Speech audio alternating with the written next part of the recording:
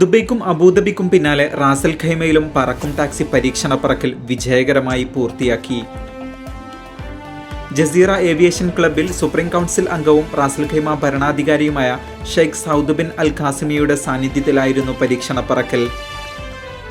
ചൈനയിലെ പ്രമുഖ കമ്പനിയായ എക്സ്പെങ് എയറോട്ടാണ് റാസൽ ഖൈമയിൽ ഇലക്ട്രിക് ഫ്ലൈയിങ് വെഹിക്കിൾ എത്തിക്കുന്നത്. ഗതാഗത മേഖലയിൽ UAEയുടെ സുസ്ഥിര ഭാവിക്ക് ഈ നേട്ടം ഒരു പ്രധാന നാഴികക്കല്ലായിരിക്കുമെന്ന് ഷെയ്ഖ് സൗദ് അഭിപ്രായപ്പെട്ടു.